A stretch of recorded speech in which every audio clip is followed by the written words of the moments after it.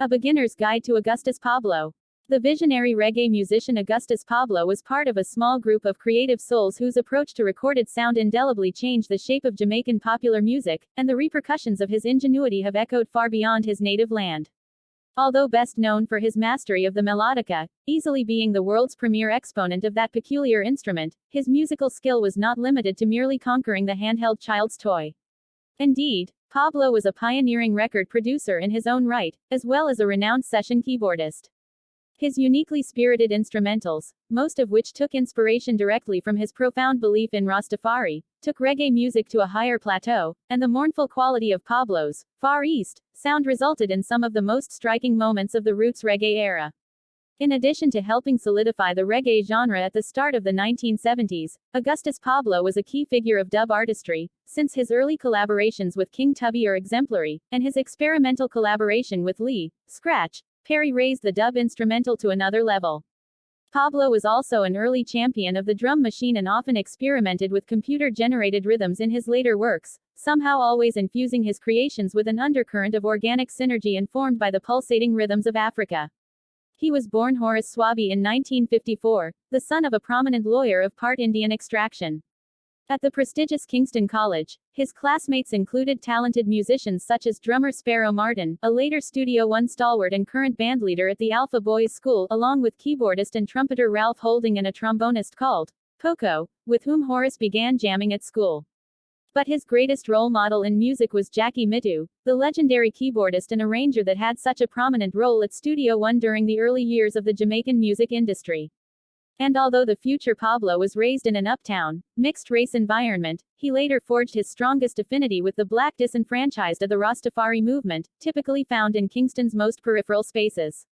In 1968, as the new reggae style took Jamaica by storm, young Horace was anxious to begin recording.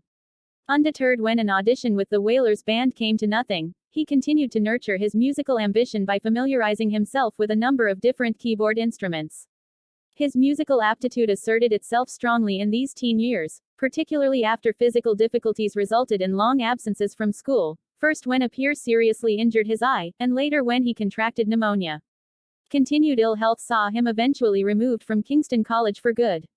Expected to support himself, though he was still living at home, he began holding neighborhood dances with the small sound system he established with his brother in the late 1960s, as a means to raise a bit of income. They called the sound rockers, and the name itself would eventually come to signify roots reggae at its most authentic.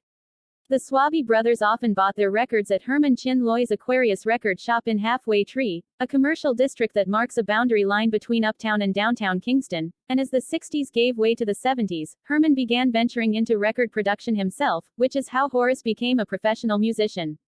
In 1968-69, reggae was a fast-paced dance music led by aggressive organ riffs and the harsh chopping of brass rhythm guitars, but a handful of insightful producers were slowing the beat in the early 1970s, seeking greater textural depth through experimentation with other instruments. When Horace Swaby came into Herman's shop one fateful day in 1971 with a melodica he had borrowed from a school friend, the producer was curious enough about the instrument to bring Swaby into the studio. He thus launched the career of a highly talented individual with a unique take on instrumental sound whose work would bring great changes to the reggae form, ultimately resulting in the music's broader international exposure. Chin Loy had been using the name Augustus Pablo for instrumental work by Glenn Adams, but Horace Swaby wound up with the moniker after Adams migrated to New York. Another step in the right direction came via his old school friend, Clive Chin, who cut the debut Augustus Pablo album in 1972. Although Pablo continued to cut material for different producers, he began producing his own work that same year, turning the Rockers label into a serious concern by 1974. A series of exemplary albums followed, featuring both Pablo's own work and material cut with associates such as Junior Delgado, Earl 16, Delroy Williams, Tetrak and Yami Bolo, and even though Pablo never warmed to the dancehall style, his post-digital recordings maintained high standards. What follows are 10 of Augustus Pablo's most outstanding releases. Choice nuggets from a generally exceptional career.